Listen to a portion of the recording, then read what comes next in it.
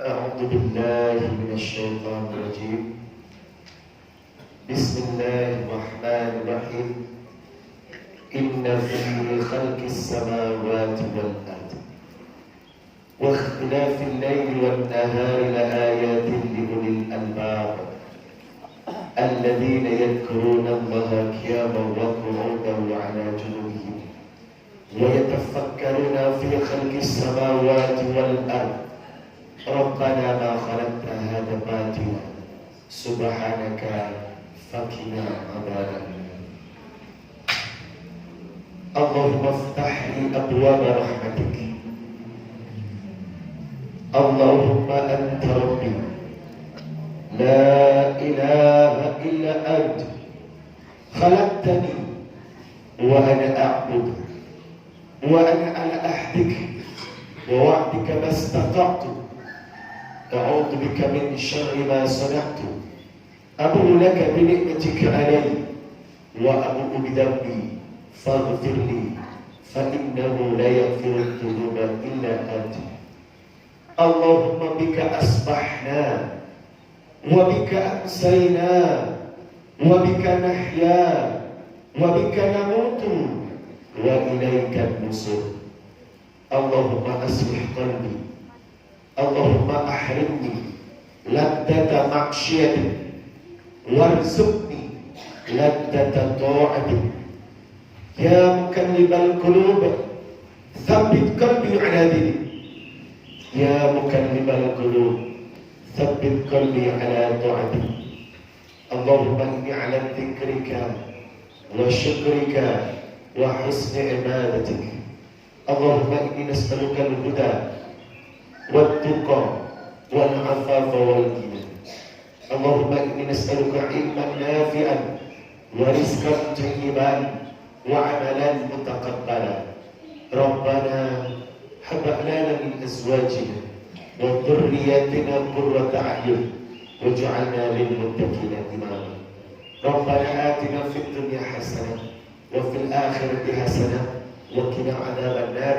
سبحان ربك رب العزة عما يصفون وسلام على المرسلين والحمد لله رب العالمين.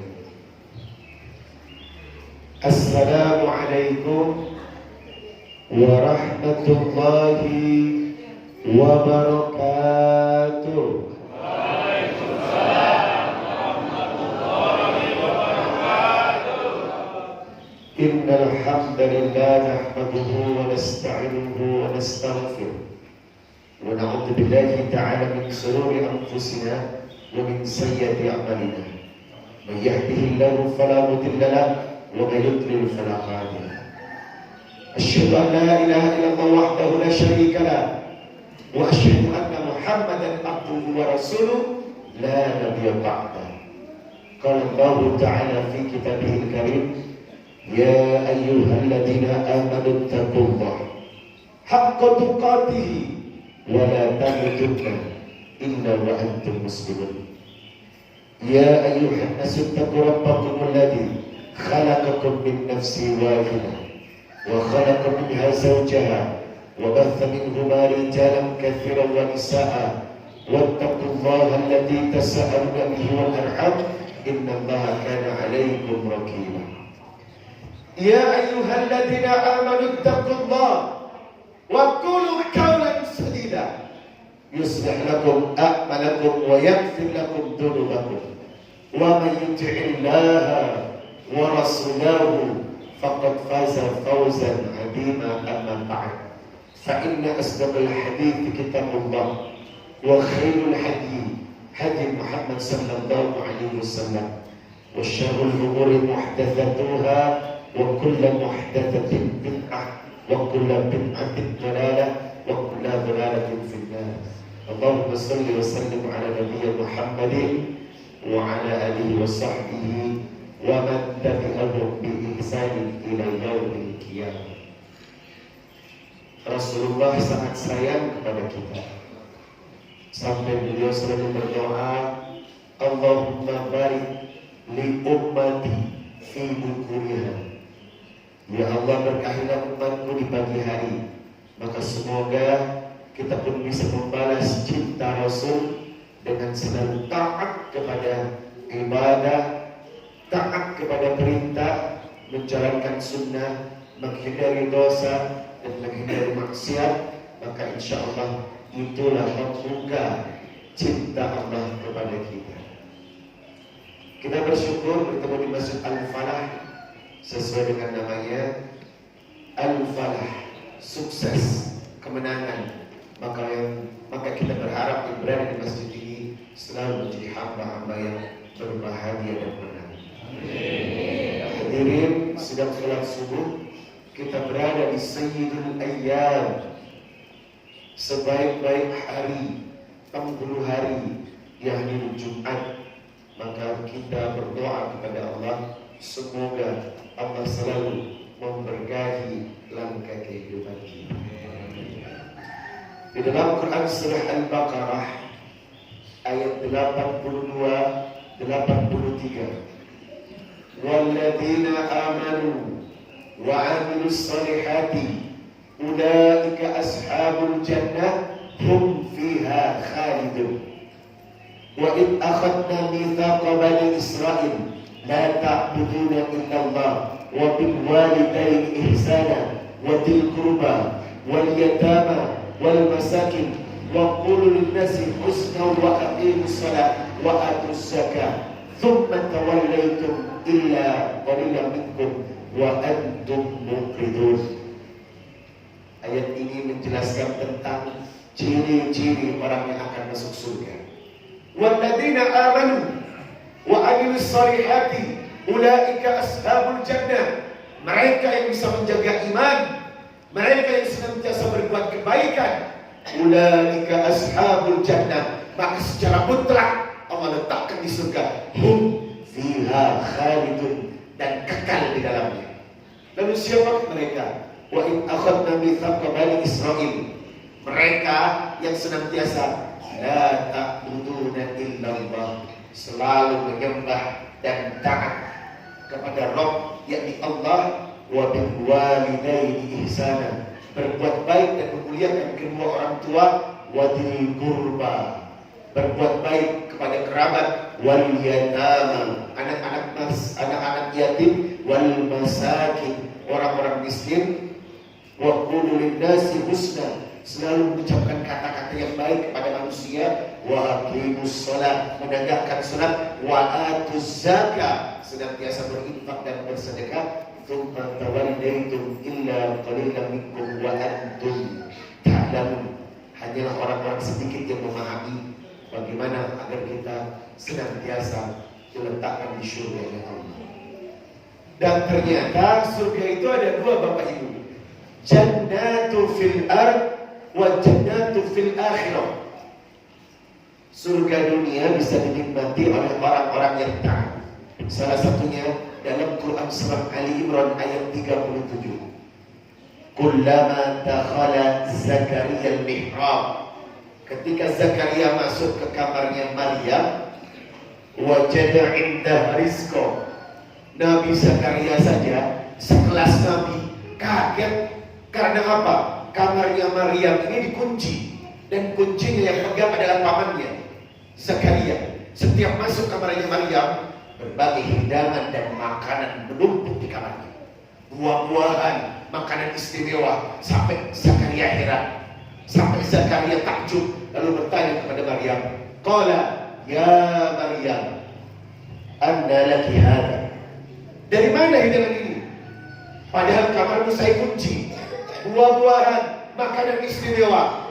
Qalat, apa jawaban Maryam? Hada min fadli Rabbi, ini semua dari Tuhanku. Innallaha yarzuqu man yasha bighairi hisab, Allah memberikan rezeki kepada siapapun yang dikehendaki tanpa perhitungan. Bayangkan, sekelas Maryam, hidangannya langsung diturunkan dari langit. Allahu Akbar. Berarti apa? Ada orang-orang yang taat kepada Allah, yang sengaja rezekinya Allah hidangkan. Sedangkan di luar sana, orang bekerja mati-matian, memeras keringat untuk mencari rezeki, dan ini Allah yang menghidangkan rezeki atas izin Allah. Tidak ada yang tidak mungkin ketika Allah mencintai hamba. Tidak ada yang tidak mungkin ketika Allah sayang kepada hambanya. Sekelas Maryam, wanita biasa yang disucikan oleh Allah, mendapat hidangan langsung dari langit. Maka kita berharap, saya berdoa semoga yang duduk di sini bisa menikmati jannatu fil ardh, surga dunia di mana rezeki Allah yang datangkan, di mana rezeki Allah yang hidangkan. Tetapi ada syarat yang mutlak agar hidangan bisa diturunkan dari Allah kepada kita. Nah, syarat inilah yang harus saya sampaikan kepada antum jemaah agar kita menjadi manusia pilihan Allah Subhanahu wa taala. Dalam satu hadis riwayat Bukhari nomor 7423. Hadis riwayat Bukhari nomor 7423. Rasulullah sallallahu alaihi wasallam bersabda, "Inna fil jannati mi'ata darajah." Surga itu punya 100 tingkatan.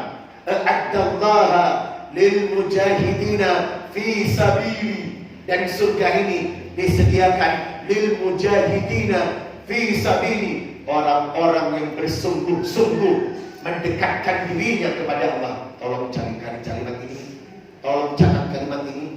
Lil mujahidina fi sabili, yang bersungguh-sungguh. Berarti apa? Penghuni surga itu nggak santai, Bu.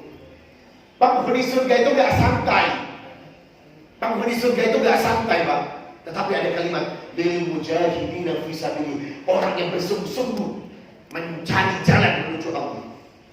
Dan Nabi berkata, kullu darajataini bainahuma bainas samai wal ardh. Tahukah kalian jarak antara satu surga ke surga berikutnya seluas langit dan bumi? Masya Allah. Begitu besarnya kenikmatan Allah. Kemudian Rasulullah menganjurkan kalimat dari Allah, fa idza sa'altumullah, kalau kamu minta kepada Allah jangan tanggung-tanggung. Fasalahul firdaus, mintalah surga firdaus. Fa innahu, sesungguhnya awsatul jannah wa a'lal jannah, surga firdaus adalah surga yang utama dan surga yang pertama. Wa fawqahu arsyur rahman, di atasnya surga firdaus itu arsyur rahman, rumahnya Allah. Di atasnya firdaus itu arsy-nya Allah. Maka kita diajarkan meminta surga firdaus. Wa minhum tufajjiru anharul jannah, dan di dalam surga ada banyak sungai-sungai yang mengalir yang diberikan kepada orang-orang yang senantiasa taat kepada Allah. Masya Allah. Berarti Bapak Ibu, kalau berdoa jangan nanggung-nanggung. Ya Rabb, surga yang paling kecil lah, yang paling pendek lah. Tetapi fasalul firdaus, mintalah surga firdaus. Sebab apa? Fa innahu awsatul jannah wa a'lal jannah. Inilah surga yang paling diidam-idamkan. Maka saya berharap semoga kita bersungguh-sungguh menjadi hamba-hamba Allah yang mengharap surga firdaus. Amin ya rabbal alamin. Kemudian dalam satu hadis riwayat Bukhari nomor 3244, Muslim nomor 2824, Rasulullah sallallahu alaihi wasallam bersabda, ini merupakan hadis qudsi. Apa itu hadis qudsi Bapak Ibu? Hadis yang Allah berkata tetapi tidak dibukukan dalam Al-Quran. Itu hadis qudsi. Kalau Allah berkata, a'dadtu li'ibadiyas salihin, aku sediakan surga untuk orang-orang yang saleh, untuk orang-orang yang taat. Mala aina ra'at, surga itu tidak pernah terlihat oleh mata. La uduna sami'at, surga itu tidak pernah terdengar oleh telinga. La kharata fi qalbi bashar, surga itu tidak pernah terberti atau terbersit oleh hati. Qara'tu in syi'tu, lalu Rasulullah membaca ayat, fala ta'lamu nafsum ma ukhfiya lahum qurrati a'yun, Quran surah Sajadah ayat 17. Dan surga ini tidak pernah terlihat oleh apapun dan tidak pernah terlihat oleh pandangan dan hanya ketentuan Allah yang akan diberikan kepada orang-orang yang Allah ridhoi. Hadirin yang saya hormati, sudah saya gambarkan tentang bagaimana surga yang Allah titipkan. Sekarang lil mujahidina fi sabili. Apa langkah-langkah Anda? Apa langkah-langkah saya? Atau apa karakter agar kita bisa diletakkan di surga Allah? Inilah 4 golongan atau 4 karakter penghuni surga. Maka siapa yang hadir hari ini memantaskan dirinya untuk 4 karakter ini, maka Anda berhak berada di surganya Allah. Amin. Mari kita buka Quran surah Qaf. Ibu, surat Qaf. Surat apa? Bapak, surat apa? Surat keberapa dalam Al-Quran? Qaf? Subhanallah. Ini tanda rajin buka Quran. Surat keberapa dalam Al-Quran? Qaf? Ya Allah, kemana aja selama hidup? Lalu bagaimana kita masuk surganya Allah? Urutan surat aja tak tahu dalam Quran. Ibu, ayah, Qaf surat keberapa dalam Al-Quran? Surat ke-50. Surat Al-Hujurat surat keberapa dalam Al-Quran? Surat 49. Surat Ar-Rum surat berapa dalam Al-Quran? Ar-Rum. Jangan diurut itu Pak. Surat Ar-Rum surat keberapa dalam Al-Quran? Surat ke-30. Surat Al-Kahfi surat berapa dalam Al-Quran? Surat ke-18. Kita ini harus hafal harusnya nama-nama surat dan urutannya. Makanya kalau saya ceramah tanpa dalil, mendingan saya tidur. Saya ceramah tanpa hafal nomor surat atau nomor hadis, mendingan saya tidur. Umat ini harus cerdas, apalagi dari harus paham ayat berapa, nomor berapa, hadis apa, perawinya siapa, itu harus paham. Karena ini dakwah, ini bukan main-main. Makanya orang Islam itu harus paham, harus memahami. Di dalam Quran surah Qaf, surat keberapa tadi? 50. Allah menjelaskan, wa uzlifatil jannatu lil muttaqina ghairu ba'id. Sesungguhnya surga disediakan untuk lil muttaqina, orang-orang yang bertakwa, ghairu ba'id, dan tidak jauh surga dari orang-orang yang bertakwa. Berarti rumusnya, kalau Anda ingin dipuji dan disanjung Allah, kalau Anda ingin disayangi Allah, pantaskan diri kita untuk menjadi lil muttaqin, orang-orang yang bertakwa.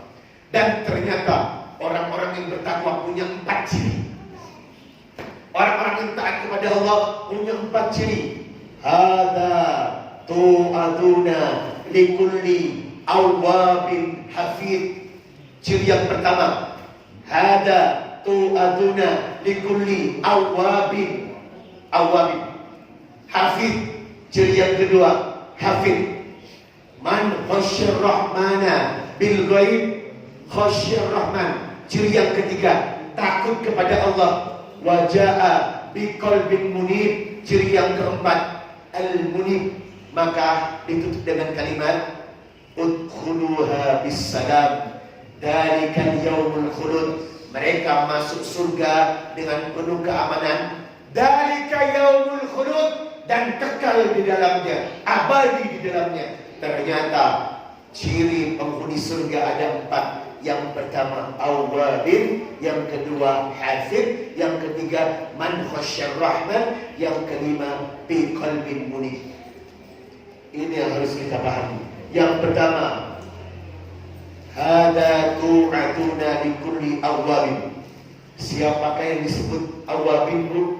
Orang-orang yang kembali kepada Allah, orang-orang yang mencintai taubat. Innallaha yuhibbut tawwabina wa yuhibbul mutatahhirin. Allah sangat mencintai orang-orang yang bertaubat dan mensucikan diri. Bapak Ibu, manusia ini kerap berbuat salah dan dosa, betul? Qulu bani Adam khata'. wa khairu khata'in at-tawwabun. Setiap kalian gampang berbuat salah dan dosa, maka wala tuzakkihim, jangan sok suci jadi orang. Jangan sok alim jadi orang. Jangan sok pintar jadi orang. Karena apa? Anda dan saya berpotensi untuk melakukan dosa dan salah. Jangan mengaku aku paling bagus, aku paling taat, aku paling baik, aku paling alim, aku paling berilmu, aku paling banyak hafalan Qur'annya. Wala tusakku bi anfusihim, jangan pernah mengaku diri Anda paling suci. Kalau ada tipikal orang seperti ini, biasanya gampang merendahkan orang lain, gampang menghina orang lain, gampang membid'ahkan orang lain, gampang mengkafirkan orang lain. Karena apa? Sok dia yang mengkapling surga. Ada beberapa komunitas yang menghina saudaranya. Sedikit bid'ah, sedikit bid'ah, sedikit bid'ah. Saya tanya, emang lu yang punya surga? Emang lu yang kafling surga? Lu asistennya Allah yang bisa menentukan orang surga atau neraka. Anda tidak perlu berpikir orang surga atau neraka. Karena apa? Itu hak privilege, itu haknya Allah untuk meletakkan di mana. Yang perlu kita lakukan, jadilah orang yang awabin, selalu mawas diri dan bertobat diri. Karena apa? Kita gampang berbuat dosa dan maksiat. Betul? Orang ini gampang berbuat dosa dan maksiat. Introspeksi diri. Jangan gampang menyalahkan orang. Jangan mengaku dirinya paling baik dan paling suci. Karena Allah melarang. Jangan pernah mengaku diri Anda yang paling baik. Ini perasaan yang ditanamkan. Karena ada sebagian saudara-saudara kita yang mengaku dirinya paling oke, paling suci, sehingga seolah-olah menyalahkan orang lain dan menganggap orang lain hina dan salah, ada di mata neraka di matanya Allah. Maka ini yang dilarang. Prinsip ini dijauhi.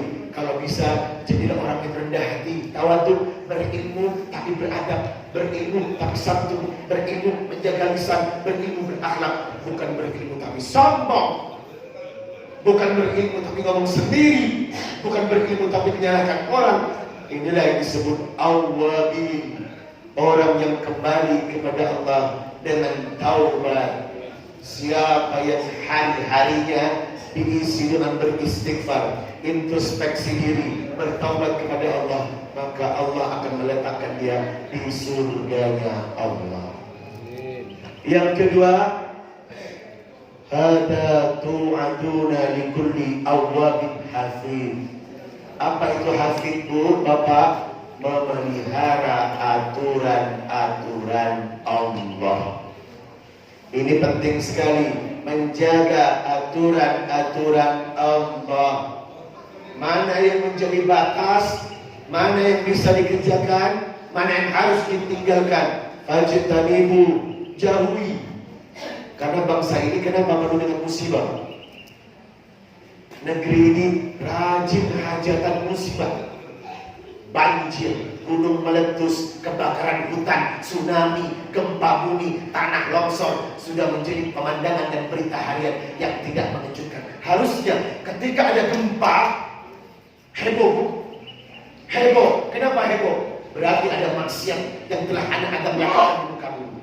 Ketika ada banjir dan kebakaran hutan, harusnya kita beristighfar. Jangan tenang-tenang saja. Berarti apa? Ada luka Allah atas khianat hamba-hamba Allah yang telah keluar dan tidak menjaga aturan-aturan Allah. Jadi setiap ada bencana, kita harus introspeksi apa yang telah umat perbuat, apa yang telah umat lakukan kepada Allah, sampai Allah menumpahkan bencana kepada kita. Wa ma asobakum min musibatin kasabat aidikum. Tidaklah bencana itu datang, tetapi melainkan dikerjakan oleh tangan-tangan kita sendiri. Makanya kita harus sadar, kalau ada kebakaran hutan, tanah longsor, gempa bumi, gunung meletus, itu bukan fenomena alam, itu bukan kejadian biasa, tetapi rasa marah Allah atas kejadian dan maksiat. Saya kemarin pergi ke Lombok. Tahun 2018 di Lombok terjadi gempa terbesar, dan pusat gempa berada di kaki Gunung Rinjani. Padahal di bawah Gunung Rinjani puluhan pesantren didirikan. Pertanyaannya, apa fungsi pesantren? Puluhan masjid. Lombok dikenal sebagai Pulau Seribu Masjid. Lalu pertanyaannya, apa fungsi masjid sampai tidak bisa menghindari gempa. Ternyata setelah tim SAR menyusul ke atas, di atas gunung ditemukan banyak kondom berserakan. Sekarang saya mau bertanya, siapa yang bawa kondom ke atas gunung? Lalu apa yang mereka lakukan di atas gunung? Kalau bukan berbuat zina.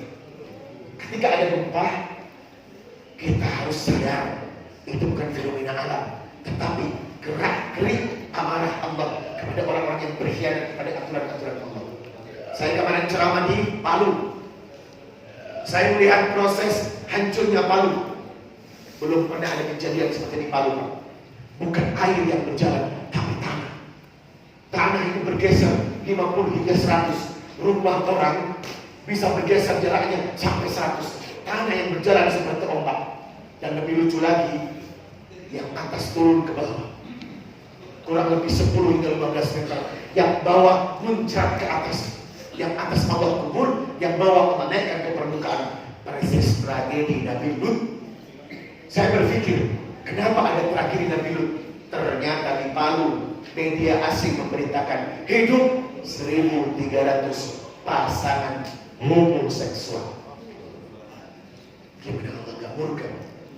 Gimana Allah gak marah atas perbuatan-perbuatan umat yang telah melampaui batas? Oleh karenanya, penghuni surga yang kedua, Al-Hafid, Anda tahu batasan-batasan. Anda bisa merawat batasan-batasan.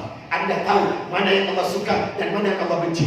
Lucunya lagi, negeri ini jualan minuman keras. Ibu tahu di Alfamart, Indomaret, berapa banyak kali botol minuman keras yang dijual bebas. Padahal kalau kita baca surat Al-Maidah ayat 90, apa yang Allah perintahkan? Ya ayyuhalladzina amanu innamal khamru wal maisiru wal azlamu. Semua yang katakan minuman keras, maisir, wal ansabu wal azlamu rijsun amali syaitan, itu amalan setan. Fajtanibuhu, jauhi semua itu.